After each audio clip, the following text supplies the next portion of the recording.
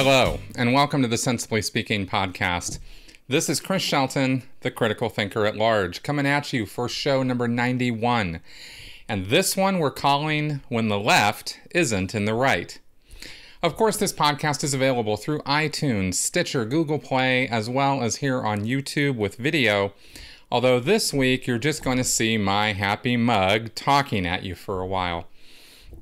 I've been correctly accused of having left-wing tendencies, although I am definitely more of a centrist at this point, and am someone who's willing to consider most any idea if it helps move this ball of civilization down the road for another day. I'm not about identity politics, but most important of all, I'm against extremism in almost any form, left, right, or center.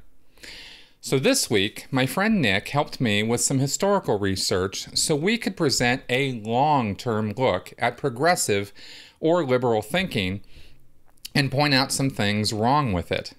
As with so many things us human beings dream up, sometimes our best of intentions can lead to some of our most horrific blunders and even tragedies.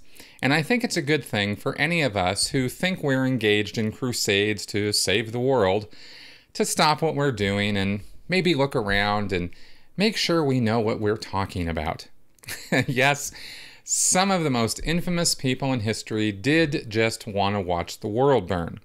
But there were far more people whose hearts were in the right place, who had what they thought were honestly the best of intentions, but whose beliefs and actions led them down roads to atrocity.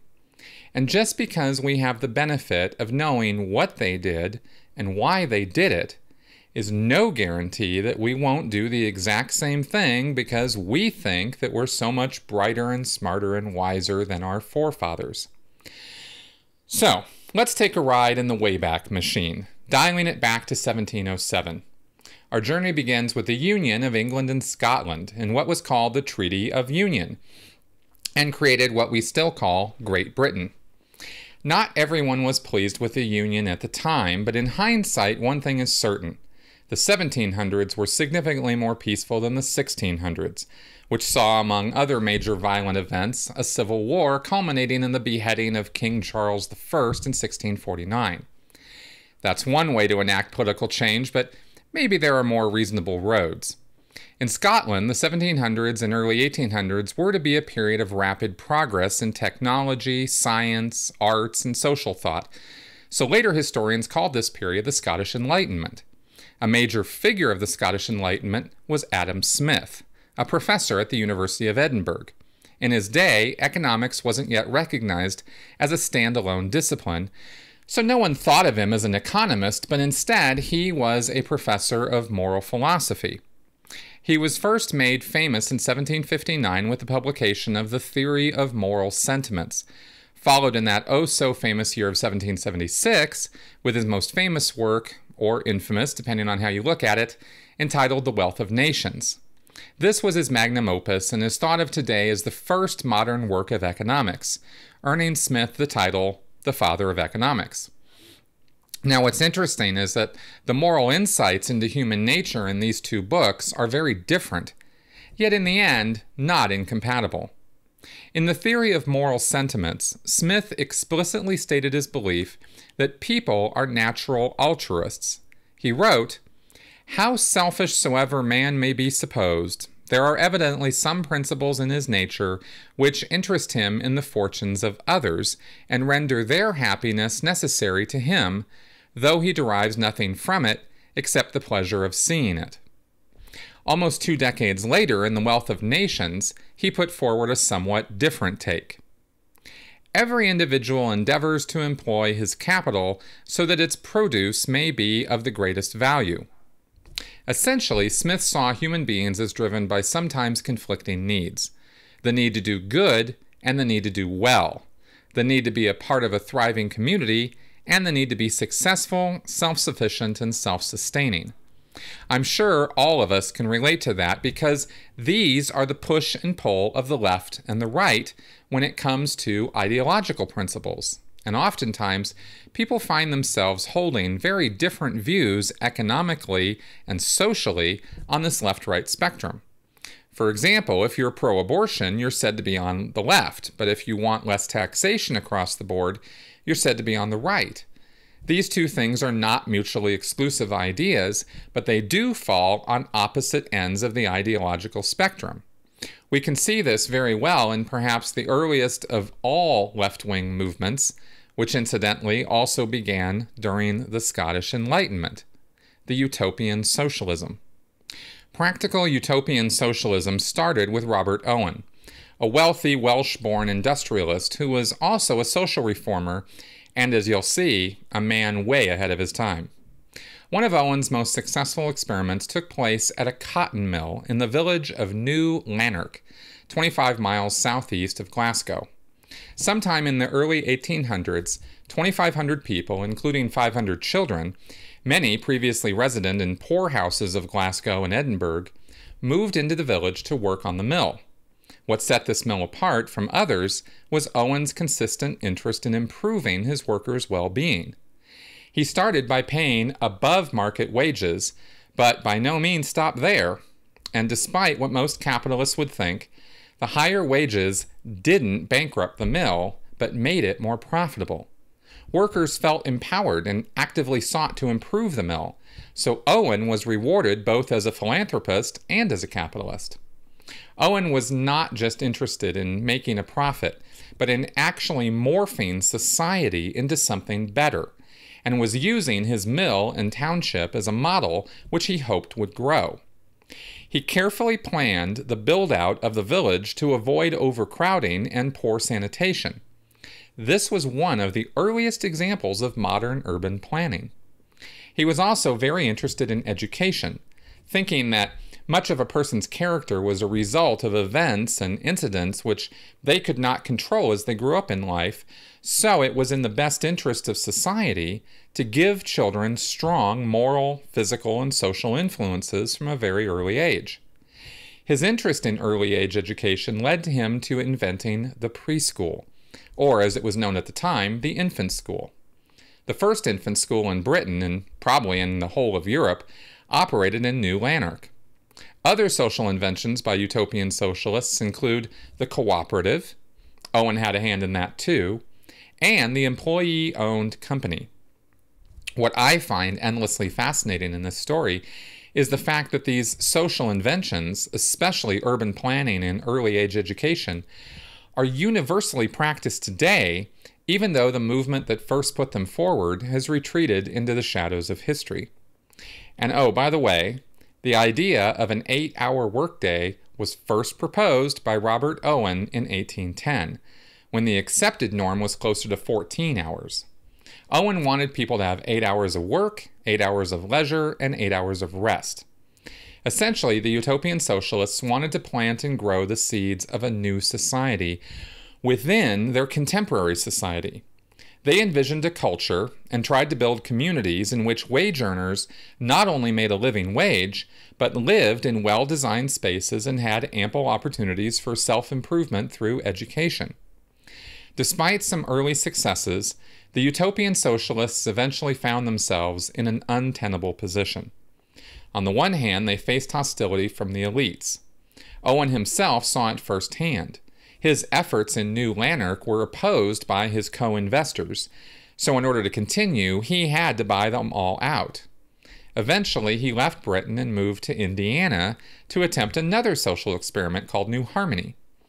That experiment failed within 2 years, and Owen returned to Britain. The indirect outcomes, however, were rather significant. 4 of Owen's sons chose to stay in the U.S. and become U.S. citizens. Owen's second son, Robert Dale Owen, was eventually elected to Congress, where he sponsored legislation by which the Smithsonian Institution was created. The 7th of Owen's 8 children and the youngest of his sons, Richard Dale Owen, became a noted geologist and served as the first president of Purdue University. There is also a building named after him at Indiana University where he taught for a long time, but I digress.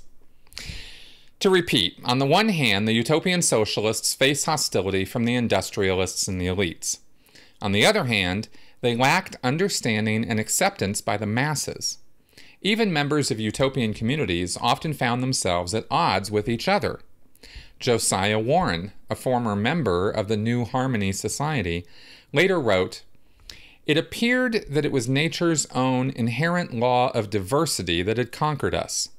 Our united interests were directly at war with the individualities of persons and circumstances and the instinct of self-preservation." It seems that human nature itself rails against the idea of a society where we can all get along and help each other out. Long story short, the idea of building the seeding cells of a new society within the contemporary society has not achieved consistent success, and that's putting it mildly. So by the mid-1800s, a new strand of socialist thinking emerged, the revolutionary socialist. In a nutshell, it was thought that the masses, held down by monarchy and religion and conditioned to worship both of them, don't understand what's good for them. So the socialists should take over the government and govern in the best interest of the majority to uplift it from poverty and ignorance. A variation on this theme held that the masses will wake up and join the uprising after a few heroes undertake high-visibility acts aimed at destabilization of the unjust incumbent government. To be fair, socialists didn't make all this up on their own. They borrowed a lot from the movement for the unification of Italy.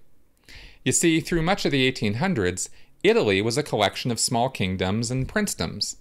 Also, parts of it were at times annexed by France and Austria.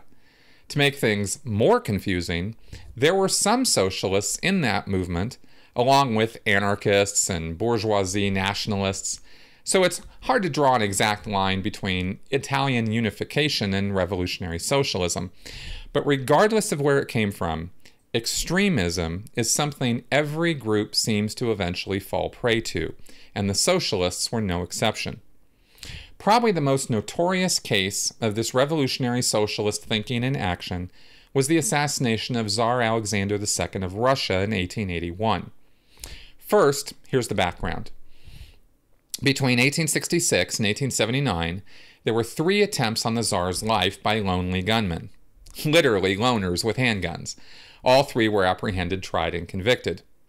The first and third attempts were undertaken in Russia by socialist-leaning idealists, the second one by a Polish separatist, which happened in France while Alexander was visiting there. In 1879, on the heels of the third attempt, a revolutionary socialist organization was formed called People's Will. The Executive Committee of People's Will quickly resolved that the Tsar must be assassinated, and given the gunmen's failures of the past, a new weapon was chosen, the explosive device. Later the same year, People's Will made their first attempt on the Tsar's life. A bomb was placed on a railroad to derail the imperial train. Their timing was off, however, and the train passed over the device before it detonated. In February 1880, attempt number 2 took place. An explosive device was placed in the Winter Palace's guard room, exactly below the royal dining hall, and set to detonate at dinner time.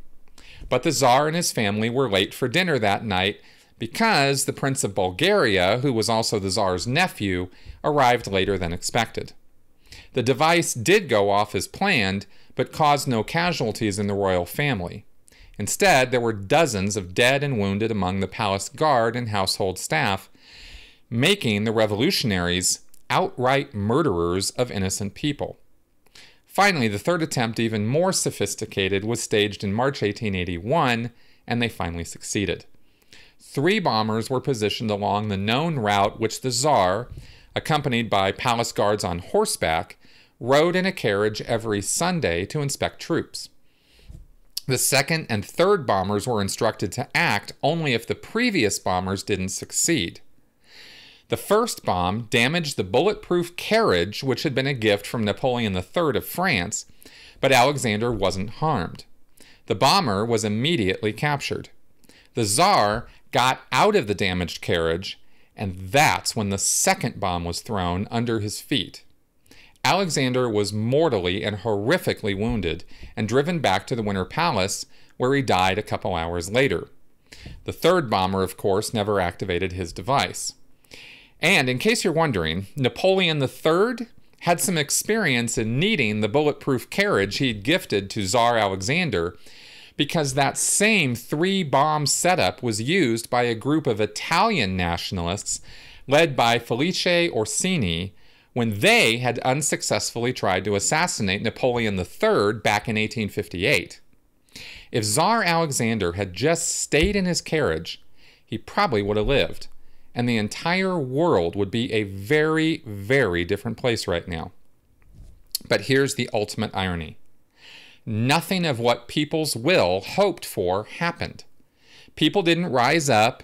The popular sympathy was largely with the brutally murdered monarch. Moreover, it later became known that shortly before his death, Tsar Alexander approved a package of reforms which he himself characterized as the first step towards a constitution. Had he lived through that weekend unhurt, the reforms would be announced the following week. His son and heir, Alexander III, immediately abandoned the as-yet unannounced reforms and instead chose to strengthen the autocratic power of the monarchy.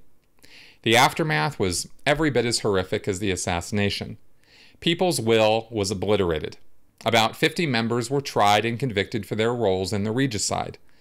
Most received lengthy terms of penal servitude, while the few directly involved in the bombing were executed by hanging. Over the years, several groups tried to revive the name. One of them plotted to assassinate Alexander III, but the plot was discovered while still in the making. Another round of harsh sentences followed. One of the people sentenced to death this time around was Alexander Ulanov, a biology student at St. Petersburg University and the oldest son of a senior public education official from the provincial city of Simbirsk. Ulanov came from a large family. He had 11 siblings. One of the youngest was a brother named Vladimir. When little Vladimir grew up and began to write articles for newspapers, he took a pen name. You guessed it, Lenin. The rest, as they say, is history. Circles within circles within circles, all spinning, sometimes together and sometimes in disarray, but affecting each other in often unpredictable and unknowable ways. Numerous other instances of socialist terror occurred in the late 1800s and early 1900s. In almost all cases, they neither sparked popular unrest nor endeared the perpetrators to the masses. Anarchist terror proved similarly fruitless. Nationalist terror, however, has had some success in that regard, particularly when undertaken by Italians against French and Austrian targets, but that's beyond our scope for today. At some point, despite the socialist revolutionaries running around murdering people, the European political landscape changed. Most monarchies transitioned from absolute ones, where the king was the supreme authority above the law, to constitutional ones, with elected legislative bodies and legal limits on the power of the king. A few were deposed altogether and replaced with republican governments, in which not only the legislators, but also the heads of state were to be elected. In this new climate, the cooler heads in the socialist movement began to think, terror isn't working, so shouldn't we try something different to advance our political goals, like maybe elections? The result is known as social democracy. Modern social democracy is usually centered around a political party, sometimes a coalition of 2 or more parties, which promotes leftist policies through its parliamentary delegation, and when it's in the majority, the government it gets to form. A typical European social democratic party supports labor unions, equality, and advocates the maintenance and expansion of the social safety net, including a single-payer health insurance system. Meanwhile, the revolutionary socialists, some of whom with time began to call themselves communists, didn't exactly go into oblivion. Not all monarchies were willing to self-reform, so there still were places where the revolutionary socialists could be seen as the voice of the voiceless and the representative of the unrepresented, and seek political power by whatever means necessary, including armed uprising. In fact, violent revolution is not merely considered a viable option amongst many socialists and communists, but a total necessity. And here's the kicker. If they were successful, these revolutionary socialists who were all about the power of the people inevitably turned to large-scale suppression of dissent, both in the society in general and within their own ranks. And this happens every single time revolutions take place, because revolutionaries know exactly how the mechanism of revolution happens and inevitably believe that it takes drastic and violent measures to prevent the revolutionaries from themselves being kicked out of power. It doesn't happen to be true that this is the case, but history unfortunately tells us that revolutionary leaders never seem to mean it when they claim that they're working in the interests of the people they're liberating. High-profile splits within communist movements include the expulsion of Leon Trotsky from Russia by Joseph Stalin in 1929, and the break between Fidel Castro and Che Guevara that led to Che leaving Cuba for good in 1964. Also, almost all communist governments at one point or another practiced purges, or mass removal of individuals perceived as disloyal or ideologically suspect from positions of authority in the government, the armed forces, the media, and the educational system. In its softest form, a purge would lead to demotions and terminations of those implicated. The harsher forms involved imprisonment and even executions. Somewhere in between, and reserved only for the select few in the highest echelons of power, was exile, such as that of Leon Trotsky or Che Guevara. Every now and then, social democracy and revolutionary socialism both figure in confusing stories where some social democrats side with the revolutionaries, while others condemn them from a safe distance. This was the case of the Paris Spring of 1968. Since after World War II, the left has become an integral part of French politics. Both the socialists and the communists have had a fair share of electoral success. But in the 1967 election, the left-wing parties collectively won 40% of the seats in the French National Assembly, while the larger majority of seats went to the right and center-right parties broadly allied with Charles de Gaulle, who was president at the time. And then, seemingly for no reason whatsoever, things went out of control. Badly. It all started with a months-long conflict between students and administration at the University of Paris at Nanterre, a western suburb of Paris. The students felt that the university was engaged in class discrimination and that its financial policies were driven by the administration's political agenda. The administration thought it was well within its rights to manage the affairs of the university as it saw fit. Heated debates led to the occupation of a university administration building by 150 students, accompanied by a few far-left public intellectuals. The administration called the police. There was a standoff, but thankfully there was no violence, and the occupiers left the building after their demands were made public.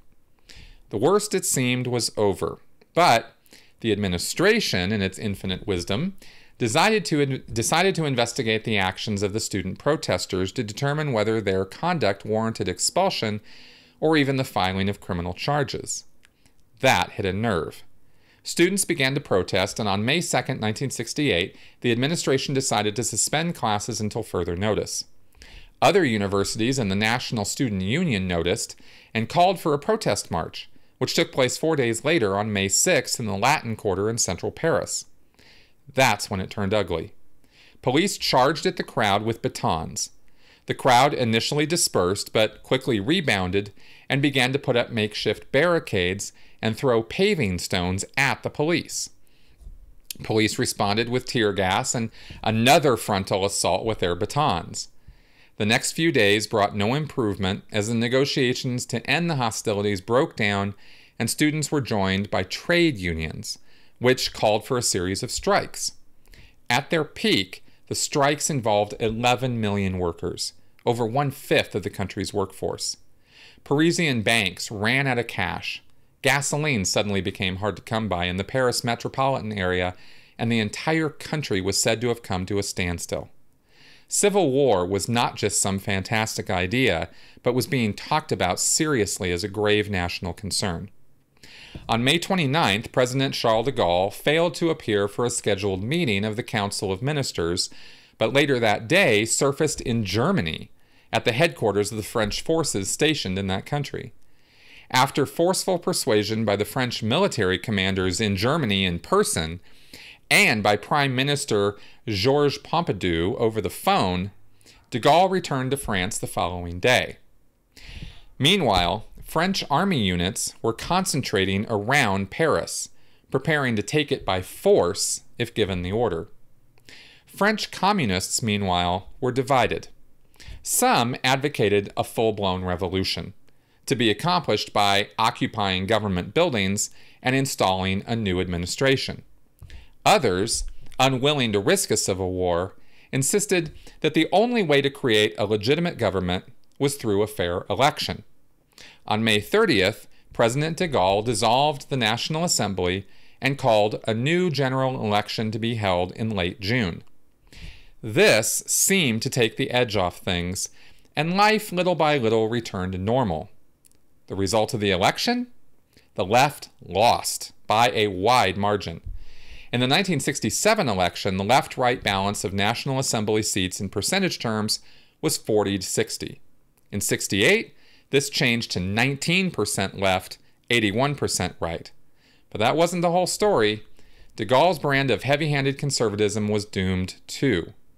The following year, de Gaulle devised a constitutional reform, put it up for a referendum, and promised to resign if the reform was rejected. He did, and thus ended an epoch in French politics. Pompidou, who was a well-liked moderate conservative, was elected president and stayed on the job until his death in 1974. He was succeeded by a centrist, who in turn was succeeded in 1981 by François Mitterrand, who served 2 consecutive terms. Only in 1995 did French conservatives manage to come up with a candidate capable of winning the election, but even that candidate, Jacques Chirac, is widely recognized as a purveyor of Pompidou's rather than de Gaulle's style of conservatism. Long story short, following the events of the Paris Spring, the French voters have consistently, for decades, shunned both hardline communists and hardline conservatives. Does it mean that the extreme left has disappeared? Sadly, no. Unable to participate in the political process, the extreme left chose to resort to revolutionary heroics just like the Russians had done back in the 1800s. Times may change and places may change, but people's temperaments don't. One French group, Action Directe, was responsible for approximately 50 attacks between 1979 and 1987. Similar groups also existed in Germany and Italy.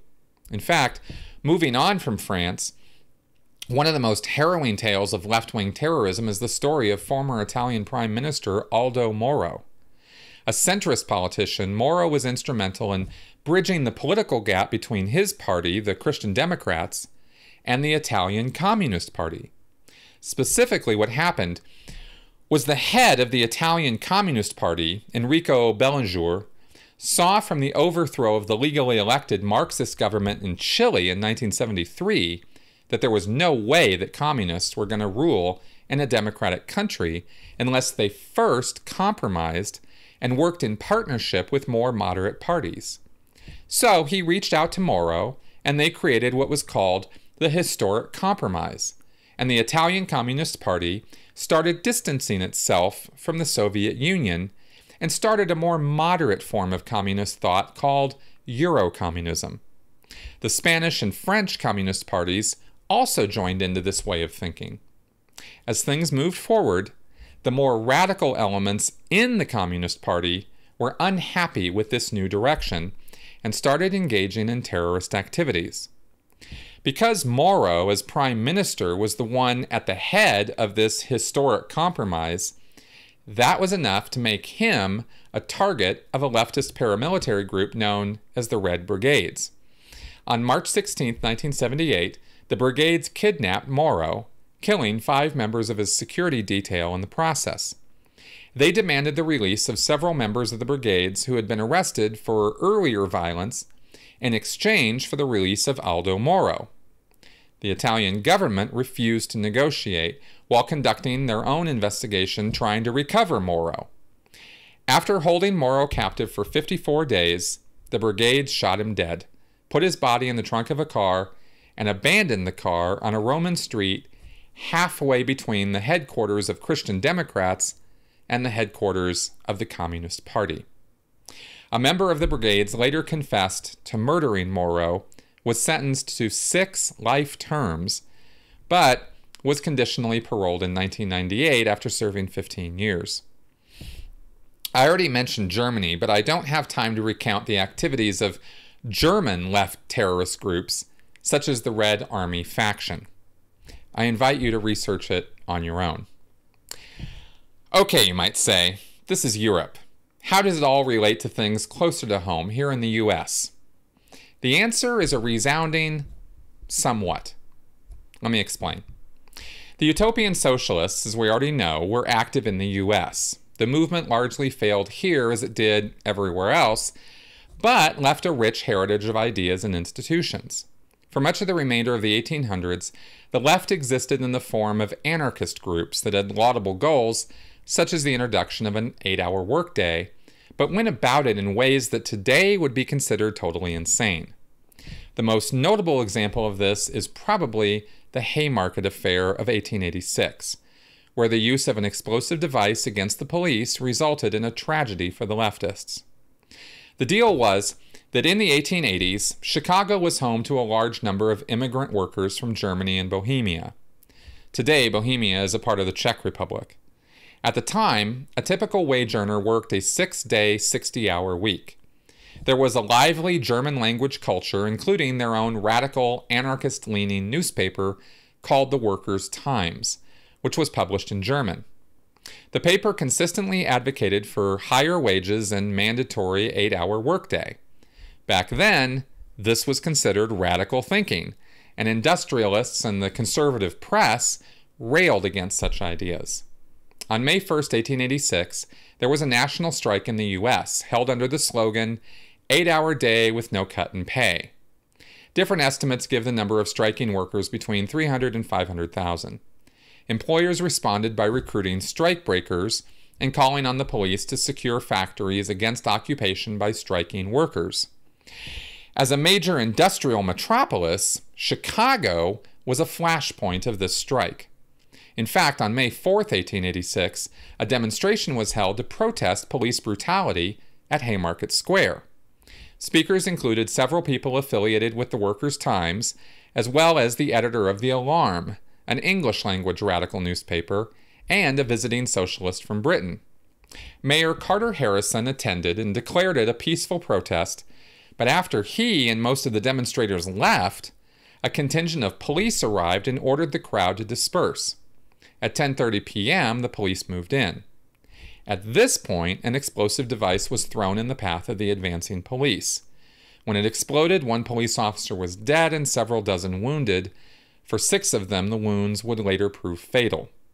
What happened next is not clear. Some claim there was a gunfight between the police and some of the demonstrators who carried concealed firearms. Others say that the police simply fired again and again at the retreating demonstrators. This incident caused widespread hysteria against immigrants and labor leaders, who were blamed for the deaths.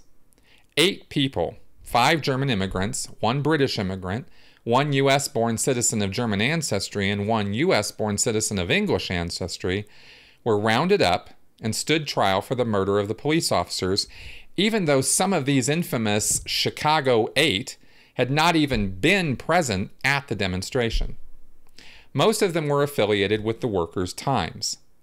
All of them were found guilty of murder, and all but 1 sentenced to death. 4 were hanged on November 11, 1887, and another committed suicide. In 1893, Illinois Governor John Altgeld was petitioned by Clarence Darrow, the famous lawyer who would later argue for science and common sense in the Scopes monkey trial, to grant clemency to the 3 surviving men. It was granted once the governor reviewed the trial transcripts and saw how the jury had been stacked against them, the judge was biased, and much of the evidence had been fabricated. Another story from those times that made a lot of noise is that of Gaetano Bresci. Born in Tuscany in 1869, He immigrated to the U.S. at a young age and made a living working as a weaver in Paterson, New Jersey, which had a large Italian community. In Paterson, he was one of the founders of the Social Question, a local Italian-language anarchist newspaper. In 1900, he returned to Italy carrying a 5-shot revolver, and on July 29th of that year, shot and killed the King of Italy, Umberto I, a monarch hostile to the workers' rights movements and indifferent to the plight of the less fortunate. He was immediately apprehended, tried, and convicted. By then, Italy had abolished capital punishment, so Bresci was sentenced to a lifetime of penal servitude. Less than a year into his sentence, however, he died in prison at a ripe old age of 31. The official cause of death was suicide, but rumors persist that the prison authorities had a hand in his death. Of course, there were numerous other episodes of leftist violence, from the Galianist movement in early 1900s to the Weather Underground of the 1960s. But that's revolutionary socialism. What of social democracy? Strangely, it never developed in the U.S., but not for lack of trying. One name worth mentioning in this regard is Eugene V. Debs. Originally a Democrat and a union activist, a one-term member of the Indiana legislature, he tried to establish a mainstream social democratic party at least 3 times, in 1897, 98, and 1901. Somehow it just couldn't hold itself together. The moderates were too close to the Democrats, while the militants were too close to anarchists and communists. Debs' greatest political success was winning a modest 6% of votes in the presidential elections of 1912. It could conceivably have been developed into greater success down the road, but history intervened. World War I broke out. Debs was an outspoken critic of the U.S. involvement in the war, which led to his arrest and conviction in 1918 under the Sedition Act. He was to serve a 10-year sentence, but in 1921, President Harding commuted his sentence and received him in the White House as Debs was making his way from Atlanta, where he was serving his sentence, to his home in Indiana. By then, Debs was 65 years old and suffered from a heart condition, so he didn't return to politics and died in 1926 from heart failure. Perhaps more than any other century, social and civil rights were a major focus of attention throughout the 20th century, with sweeping national reforms in child labor, women's suffrage, workers' unions, and equal civil rights for African Americans. The progressive era from the 1890s through the 1920s was, amongst other things, a reflection of the change in thinking that technology and communication had brought through the Industrial Revolution, the influence of science on social as well as industrial institutions, the transcontinental railroads, and mass media. In other words, people were able to do things easier, faster, and more efficiently than ever before, and this bought them some time to reflect on where this was all going and what a more perfect system might look like. Corruption in politics and industry was recognized by more and more people as having a direct effect on the quality of their lives, and people wanted more of a say and more of an ability to do something about it. And they were able to form a resistance faster and easier than ever before because of things like telegrams and the relatively new nationwide postal system. It's no accident or random chance that innovations in technology that enabled people to share their ideas and coordinate their actions faster and easier than ever before led to increased social activism and change. Another major factor influencing the progressive movement was the huge influx of immigrants that had flooded into the United States in the 1800s, coming for jobs and the opportunity of the American dream. The expansion of industrialization led to huge increases in the job market and increases in wages, but all sorts of factors from race inequality to a devastated South still trying to rebuild after the Civil War, to political machines being built in population centers which catered to big money influence in politics, were causing social strife, injustice, and huge economic problems. In other words, despite apparent economic and wage growth, the rich were getting richer while the poor were getting poorer. Progressives implemented change at local levels first, and this led to state and then national reforms. Contrary to popular belief amongst conspiracy theorists, the change in the Federal Reserve System in 1913 actually was fueled by popular sentiment, which sought to make America's finance system simpler and easier to control. While this may not have been the result, and there are always unintended consequences when you're talking about big money, it was one of many reforms, including 4 constitutional amendments to give women the right to vote, implementing a nationwide income tax, allowing citizens to directly vote for their state senators, and the start of Prohibition. Of course, Prohibition turned out to cost much more than it was worth, and it was repealed 13 years later by the 21st Amendment, but the rest of these reforms have stayed in place. The rise of mass media did not only see William Randolph Hearst's yellow journalism take root, but also gave voice to muckrakers, the people who actually pioneered investigative journalism, such as Lincoln Steffens, Ida Tarbell, and Ray Stannard Baker. They used the mass media to expose corruption, graft, unsafe working conditions, race relations, and other societal ills on a scope never possible before mass media existed. And their stories were the impetus that forced changes and reforms in those areas. Progressives wanted citizens to take a more active role in their government and to have a more powerful voice, passing powerful legislative measures such as the first law allowing citizens to introduce or approve proposed laws or amendments to a state constitution, and the 17th Amendment, which allowed citizens to vote for their own state senators. Prior to this, senators were appointed by state legislatures, and this process was heavily controlled by political bosses who were influenced by big money. While there were some advances made in exposing the plight of minorities in the U.S., many progressives were not so strong on equal civil rights for all citizens, and in many ways contributed to or even enforced racial segregation and Jim Crow laws. Now, despite these broad strokes I'm painting, the progressive movement was not a united association, political party, or singular force for change.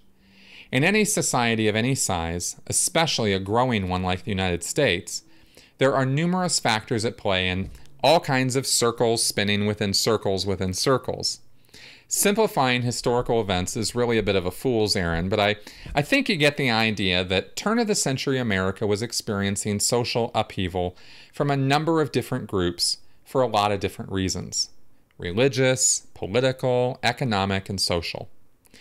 The progressive spirit of reform and improving conditions for citizens across the boards continued into the civil rights movement and eventually won the day with Brown versus Board of Education in 1954 and with the Civil Rights Act of 1964 and the Voting Act of 1965. And now, circling back to the theme of this podcast, it seems that there's a rather ugly but simple truth at the bottom of social change, which we human beings have not yet figured out how to solve. And that simple truth is this: you can't make an omelet without breaking a few eggs. When it comes to social, economic, and government reform, in order to force a change to occur, it seems to take violence and force. Or perhaps more accurately, it seems that the people who drive these changes believe that it takes violence and force to overcome the perceived oppression they want to defeat. If there's anything someone can learn from my channel, it is hopefully the fact that just because we perceive things to be a certain way, that doesn't mean it is that way or it has to stay that way. When it comes to violence and extremist rhetoric to censor, stop, or destroy any opposition, we have to stop and look at what is actually going on.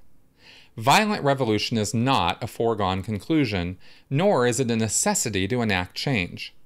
Not when you look at how society-level change was enacted by the work of peaceful activists like Mohandas Gandhi or Martin Luther King Jr. Their policies of civil resistance and peaceful revolution worked. It's harder, much harder, to turn the other cheek, to not raise your fists in anger and give in to the impulse to beat the shit out of people who oppose you because you think they are stupid or evil. It's so easy to justify violence by looking to violence in the past, but that doesn't make it right or necessary. These days we have people who have gone to extremes on the left, preaching to punch a Nazi. The regressive left, in an effort to preach cultural tolerance and understanding, end up siding with violent Muslim extremists. And instead of supporting freedom of speech for everyone, instead they shout down any opposition to Muslim extremism by calling such people Islamophobes, race haters, bigots, and worse. This extremist thinking goes on with almost every part of left-wing thinking, with extremists involved in feminism, LGBT rights, the abortion issue, etc. The thinking of people who push this sort of thing is really no different from what I talked about early on with the social revolutionaries, and is actually just a hair away from the mentality of a destructive cult member.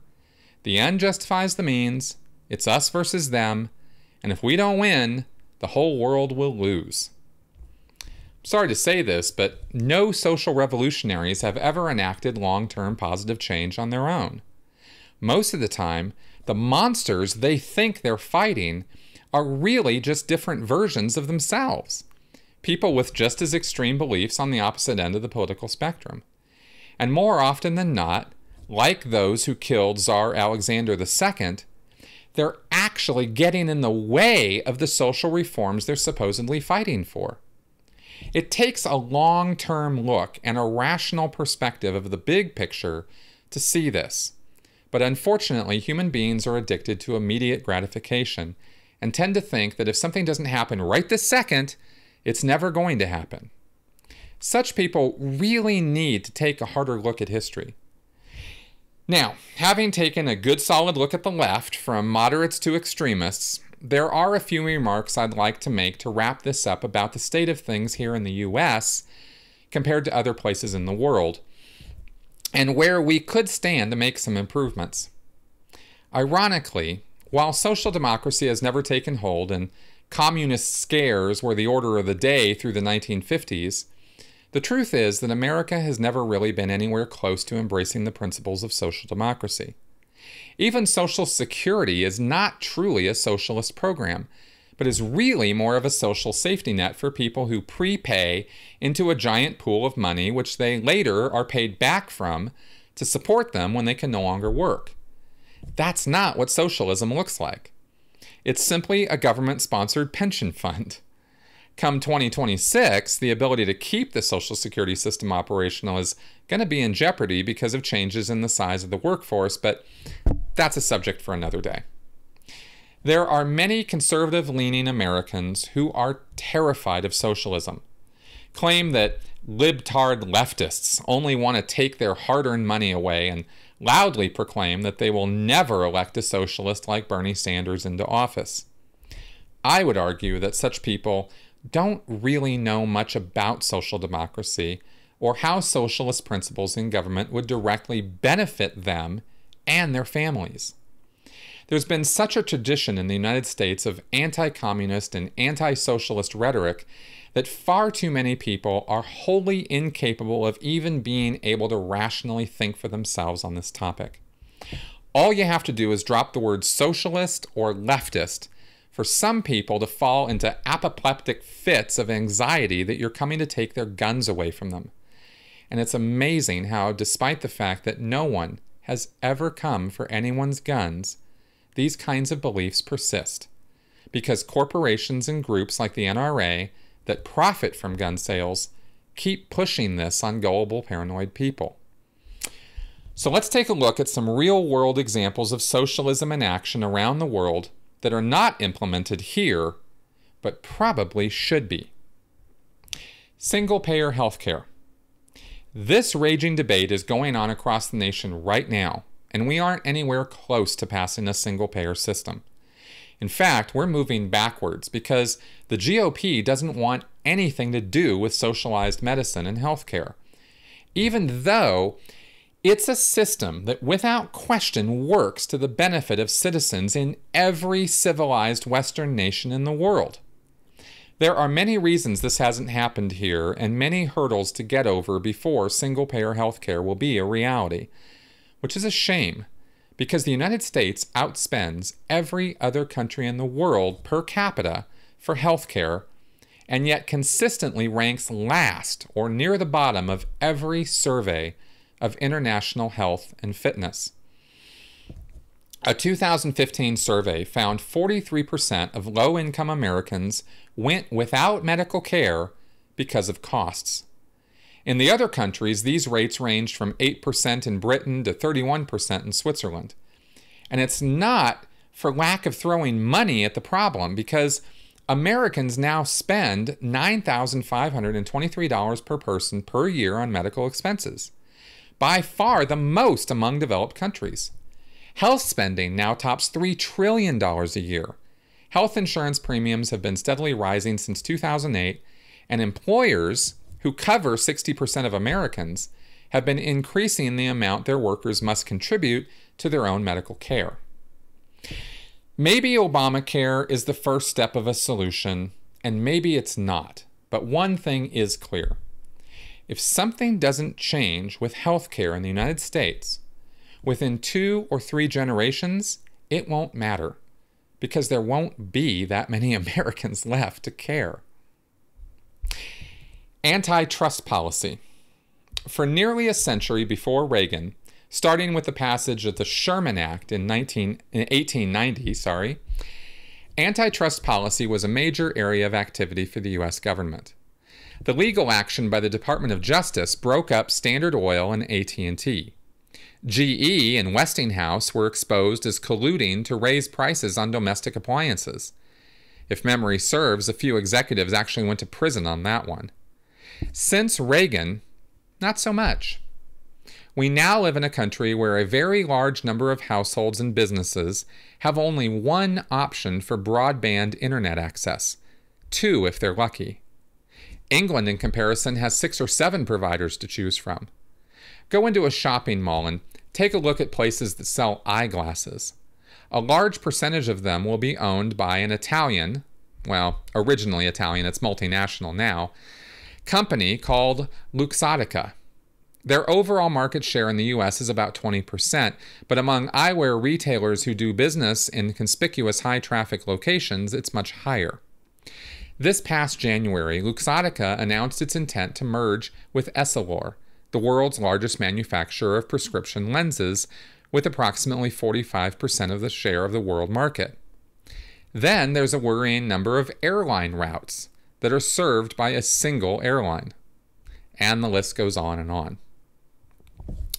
Labor policy. In a typical developed country, most workers, whether they are paid hourly or on salary, are represented by a union, which has a collective bargaining agreement not with a single employer, but with an industry association that represents all employers in the industry. Very often, these agreements are tripartite, meaning there are 3 parties. The third party is the government, which serves as a hands-on arbiter and guarantor. In many countries, large companies are required by law to give unions representation on the board of directors. As a result, Sweden, where wages are among the highest in the world, has no minimum wage law at all. The tripartite agreements drive wages up way higher than any law could. In the U.S., meanwhile, we have union membership in a long-term decline, with all the wage effects we can expect from that. National secondary education policy. People from outside the U.S. often refuse to believe that the U.S. has no national curriculum, and that matters of curriculum are routinely decided by elected local officials with no background in science, education, or education policy, and sorry to say, with considerable religious baggage. Also, local control makes it impossible for the national government to effect improvement measures. Did you know, for example, that in Northern Europe, underperforming school districts automatically qualify for both financial aid and brain infusion in the form of bonuses for experienced teachers who choose to transfer from performing districts to underperforming districts? In the U.S., or even in any one state, this is impossible. School districts are all independent. national higher education policy. Most industrialized countries worked very hard to eliminate the notion of student debt. As a result, higher and graduate level education is affordable, even if it's a little bit rigid. It's best suited to educate those who decided on their calling early and didn't change their mind along the way. So, what now? Will the Draft Bernie and Our Revolution groups succeed in establishing a social democratic party in the U.S.? Will Justice Democrats manage to steer the Democratic Party towards social democracy? We don't know. But one thing is certain. There's no substitute for an open and honest policy discussion and the evolutionary political process. Authoritarianism and violence, whether right or left, create far more problems than they solve. People just want to get along in life and get along with others. Political ideologies and philosophies are just different ideas we have of how to achieve mutual cooperation, support, and survival. We should keep these ideas in the realm of civil and social debate by allowing the free flow of ideas in public forums, on our media channels, and in our political forums and events. It's only by being exposed to all sides of issues that concern us that we can make rational and informed decisions. I hope that this podcast has helped you all who listened and maybe encourage some of you to take action to stop the violent rhetoric we hear and replace it with calm and reasonability. Thanks a lot for coming around to listen to me ramble on here. I very much want your feedback on this, your ideas about what I might have gotten right and gotten wrong, and what you think we should maybe be doing about the extremists on our media channels and in our government. Leave your comments on my YouTube channel or at sensiblyspeaking.com. I'll see you guys next week.